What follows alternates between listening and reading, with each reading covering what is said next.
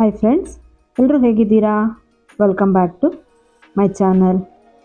Friends, ನಾನಿವತ್ತು ಹೇಳಕ್ಕೆ ಹೊರಟಿರೋದು ಮಂಡ್ಯ ಜಿಲ್ಲೆಯ KR ಪೇಟೆಯಲ್ಲಿ ಇತ್ತೀಚೆಗೆ ನಡೆದ ಸರ್ಕಾರಿ ಪಾಲಿಟೆಕ್ನಿಕ್ನ ಸ್ನೇಹ ಸಮ್ಮಿಲನ ಅಂತ ಒಂದು ಕಾರ್ಯಕ್ರಮ ಆಯಿತು. ಒಂದು ಕಿರುನೋಟವನ್ನು ನಿಮ್ಮ ಜೊತೆ ಹಂಚ್ಕೊಳ್ಳೋದಕ್ಕೆ ನಾನು ಇಷ್ಟಪಡ್ತಾ ಇದ್ದೀನಿ.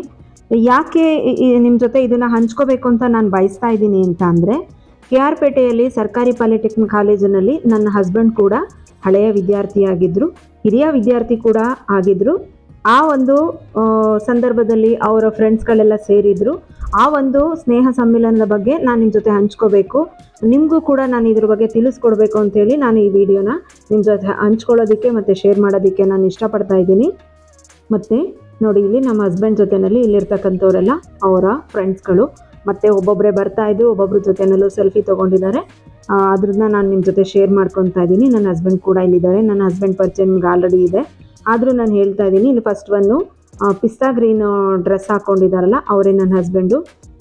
KR ಪೇಟೆಯಲ್ಲಿ ಸರ್ಕಾರಿ ಪಾಲಿಟೆಕ್ನಿಕ್ ಕಾಲೇಜು ಆರಂಭ ಆಗಿ ಸುಮಾರು 64 ವರ್ಷಗಳೇ ಆಗಿ ಹೋಗಿದೆ. ಅಂದಿನ ಶಾಸಕರಾಗಿದ್ದ ಶ್ರೀ ಬೊಮ್ಮೇಗೌಡರ ದೂರದೃಷ್ಟಿಯ ಫಲವಾಗಿ ಆರಂಭವಾದ ಈ ವಿದ್ಯಾ ದೇಗುಲ ಹಲವು ಗ್ರಾಮೀಣ ಪ್ರತಿಭೆಗಳಿಗೆ ಅನುಕೂಲವಾಗಿದ್ದಂತೂ ಸತ್ಯ. ಅಂದಿನಿಂದ ಇಂದಿನವರೆಗೂ ಈ ಕಾಲೇಜಿನಲ್ಲಿ ವಿದ್ಯಾಭ್ಯಾಸ ಮಾಡಿದ ಹಲವಾರು ಮತ್ತು ಇಂದು ವಿವಿಧ ಕ್ಷೇತ್ರಗಳಲ್ಲಿ ತಮ್ಮದೇ ಆದ ಛಾಪು ಮೂಡಿಸಿರುತ್ತಾರೆ. ತಾವು ಓದಿದ ವಿದ್ಯಾ ದೇಗುಲಕ್ಕೆ ತಮ್ಮಿಂದ ತಮ್ಮ ಕೈಲಾದ ರೀತಿಯಲ್ಲಿ ಈ ವಿದ್ಯಾ ದೇಗುಲಕ್ಕೆ ಕೊಡುಗೆಯನ್ನು ಕೊಡಬೇಕು ಅಂತೇಳಿ ಒಂದು ವೇದಿಕೆ ಅವಶ್ಯಕತೆ ಇರುತ್ತೆ. ಇದನ್ನು ಮನಗಂಡು ಹಿರಿಯ ವಿದ್ಯಾರ್ಥಿಗಳ ಸಂಘವನ್ನು ಆರಂಭಿಸಲು ಸಮಾನ ಮನಸ್ಕರು ಉದ್ದೇಶಿಸಿ ಈ ಸಂಘವನ್ನು ನೋಂದಣಿ ಮಾಡಿಸಲಾಗಿದೆ. ಈ ಸಂಘವನ್ನು ದಿನಾಂಕ 11/2/2024 ವಿದ್ಯುಕ್ತವಾಗಿ ಆರಂಭಿಸಲಾಯಿತು. ಆ ಪ್ರಯುಕ್ತವೇ ಆಯೋಜಿಸಿದ ಈ ಕಾರ್ಯಕ್ರಮ ಆಗಿರುತ್ತೆ. ಈ ಸ್ನೇಹ ಸಮ್ಮಿಲನ 2024 ಇಲ್ಲಿವರೆಗೂ ಈ ಕಾಲೇಜಿನಲ್ಲಿ ಓದಿದರವರೆಲ್ಲರೂ ಈ ದಿನ ಬಂದು ಸೇರಬೇಕೆಂದು ಸದುದ್ದೇಶದಿಂದ ಈ ಕಾರ್ಯಕ್ರಮವನ್ನು ಆಯೋಜಿಸಲಾಗಿರುತ್ತೆ. ಈ ಸಂಘದ ವತಿಯಿಂದ ಕಾಲೇಜಿನಲ್ಲಿ ಶುದ್ಧ ನೀರಿನ ಘಟಕವನ್ನು ಈಗಾಗಲೇ ಸ್ಥಾಪನೆ ಮಾಡಲಾಗಿರುತ್ತೆ. ಮುಂದಿನ ದಿನಗಳಲ್ಲಿ ಇನ್ನೂ ಹೆಚ್ಚಿನ ಅನುಕೂಲಗಳನ್ನು ತಾವು ಓದಿದ ಕಾಲೇಜಿಗೆ ಮಾಡಲು ಹಿರಿಯ ವಿದ್ಯಾರ್ಥಿಗಳು ಉತ್ಸುಕರಾಗಿದ್ದಾರೆ. ಈ ಕಾರ್ಯಕ್ರಮ ನಡೆದ ಸರ್ಕಾರಿ ಪಾಲಿಟೆಕ್ನ ಗೋಡೆಗಳ ಮೇಲೆ ಹಿಂದಿನ ವಿದ್ಯಾರ್ಥಿಗಳ ಫೋಟೋಗಳನ್ನೆಲ್ಲ ಸೇರಿಸಿ ಪೋಸ್ಟರ್ನ ಮಾಡಿರ್ತಾರೆ. ಎಲ್ಲರೂ ಅದರಲ್ಲಿ ತಮ್ಮನ್ನು ಹುಡುಕಾಡ್ತಾ ಇದ್ದಿದ್ದನ್ನು ನೀವಿಲ್ಲಿ ನೋಡ್ಬೋದು. ನಾನಿವಾಗ ತೋರಿಸ್ತಾ ಇರೋದು ಅದೇನೆ. ಇಲ್ಲಿ ನಾನಿದ್ದೀನಿ ಅಂತೇಳಿ ನೋಡಿ, ಪ್ರತಿಯೊಬ್ಬರು ಫ್ರೆಂಡ್ಸ್ಗಳು ಹುಡುಕಾಡ್ತಾ ಇದ್ರು. ಇದನ್ನು ನೀವಿಲ್ಲಿ ನೋಡ್ಬೋದಾಗಿರುತ್ತೆ. ಹಿಂದೆ ಮೊಬೈಲ್ ಇಲ್ಲದ ಕಾಲ, ಅವಾಗೆಲ್ಲ ಫೋಟೋನೇ ತೆಕ್ಕೊಳ್ತಾ ಇದ್ರು, ಬ್ಲ್ಯಾಕ್ ಆ್ಯಂಡ್ ವೈಟ್. ನೋಡಿ ಎಷ್ಟು ಮೆಮೊರಿ ಇರುತ್ತೆ ಅನ್ನೋದಕ್ಕೆ ಇದೇ ಒಂದು ಉದಾಹರಣೆ ಆಗಿರುತ್ತೆ. ನೋಡಿ, ಪ್ರತಿಯೊಬ್ಬರು ವಿದ್ಯಾರ್ಥಿಗಳು ಬರ್ತಿದ್ದಾರೆ. ಬಂದವರೆಲ್ಲ ತಮ್ಮ ತಮ್ಮ ಫೋಟೋಗಳನ್ನ ಹುಡುಕಿ ನಾವೆಲ್ಲಿದ್ದೀವಿ ಅಂತೇಳಿ ನೋಡ್ತಿರ್ತಾರೆ. ಇದನ್ನೆಲ್ಲ ನೋಡಿದಾಗ ಅವರಿಗೆ ಹಳೆಯ ಹಿಂದಿನ ನೆನಪುಗಳು ಎಷ್ಟು ಮರಳಿಸಿರುತ್ತೆ. ಮತ್ತು ಎಲ್ಲ ಎಷ್ಟು ಖುಷಿಯಿಂದ, ಅಷ್ಟು ದೊಡ್ಡವರಾಗಿದ್ದು ಉನ್ನತ ಹುದ್ದೆನಲ್ಲಿದ್ದರೂ ಕೂಡ ಅವರು ಕೂಡ ಸಣ್ಣ ಮಕ್ಕಳೇ ಆಗಿರ್ತಾರೆ. ಕಾಲೇಜ್ ಲೈಫ್ ಗೋಲ್ಡನ್ ಲೈಫ್ ಅಂತ ಹೇಳ್ತಾರೆ ನೋಡಿ, ಹಾಗೆ ಪ್ರತಿಯೊಬ್ಬರು ಸಂಭ್ರಮ ಇರೋದನ್ನು ನಾವಿಲ್ಲಿ ನೋಡಬಹುದು. ಎಲ್ರಿಗೂ ಕೂಡ ಈ ಸಂಭ್ರಮ ಅನ್ನೋದು ಸಿಗಲ್ಲ, ಕೆಲವೊಬ್ರಿಗೆ ಅಷ್ಟೇ ಸಿಕ್ಕಿರುತ್ತೆ. ಕಾಲೇಜ್ಗೆ ಹೋಗಿರೋವಂಥವ್ರಂತೂ ಈ ಲೈಫನ್ನು ತುಂಬ ಎಂಜಾಯ್ ಮಾಡಿರ್ತಾರೆ.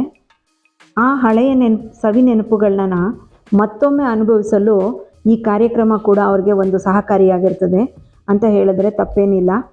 ಮತ್ತು ತುಂಬ ವರ್ಷಗಳ ನಂತರ ಹಳೆಯ ಸ್ನೇಹಿತರನ್ನು ನೋಡುವ ಅವಕಾಶ ಕೂಡ ಇದಾಗಿರುತ್ತೆ. ಹಳೆಯ ಸ್ನೇಹಿತರು, ಹಳೆಯ ನೆನಪುಗಳು ಹಂಚಿಕೊಳ್ಳೋದಕ್ಕೆ ಒಳ್ಳೆಯ ಅವಕಾಶ ಆಗಿರುತ್ತೆ ಇದು. ನಮ್ಮನೆಯವ್ರು ಕೂಡ ಹೇಳ್ತಾ ಇದ್ರು, ಎಷ್ಟೋ ಹಳೆಯ ಫ್ರೆಂಡ್ಸ್ಗಳನ್ನ, ಅಂದರೆ ಅವರು ಓದ್ತಾ ಇರುವಂಥ ಫ್ರೆಂಡ್ಸ್ಗಳನ್ನ 32-33 ವರ್ಷ ಆಗಿದೆಯಂತೆ. ಅದಾದಮೇಲೆ ಫಸ್ಟ್ ಟೈಮ್ ಇವಾಗ ನಾನು ನೋಡ್ತಾ ಇದ್ದೆ, ಅವರೆಲ್ಲರೂ ಕೂಡ ಬಂದಿದ್ದರು, ಯಾರೂ ಕೂಡ ಮಿಸ್ ಮಾಡಿರಲಿಲ್ಲ ಅಂತೇಳಿ ತುಂಬ ಖುಷಿ ಪಡ್ತಾಯಿದ್ರು. ನೀವೀಗ ನೋಡ್ತಾ ಇರೋದು ನಮ್ಮ ಹಸ್ಬೆಂಡು ಈ ಹಾಸ್ಟೆಲ್ನಲ್ಲೇ ಇದ್ದಂಥ ಕೊಠಡಿಯಂತೆ. ಅದ್ರ ಮುಂದೆ ಒಂದು ಸೆಲ್ಫಿನ ತೆಕ್ಕೊಂಡಿದ್ದಾರೆ ನೋಡಿ, ಅವರೇ ನನ್ನ ಹಸ್ಬೆಂಡು.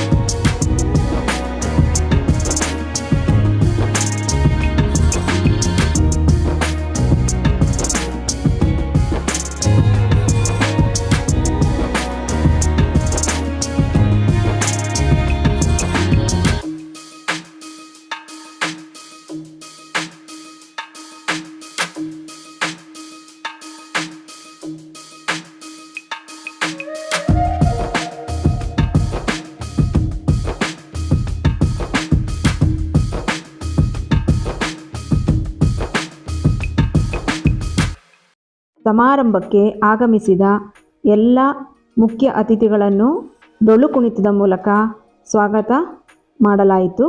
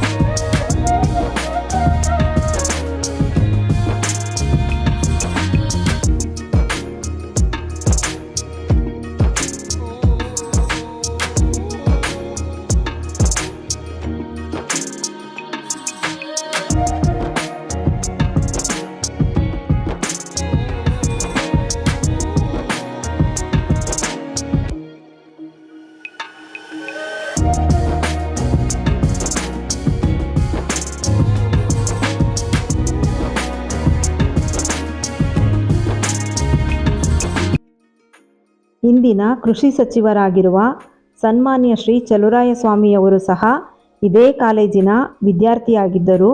ಅವರೇ ಈ ಕಾರ್ಯಕ್ರಮದ ಮುಖ್ಯ ಅತಿಥಿ ಹಾಗೂ ಉದ್ಘಾಟನೆಯನ್ನು ಅವರೇ ಮಾಡಿದರು.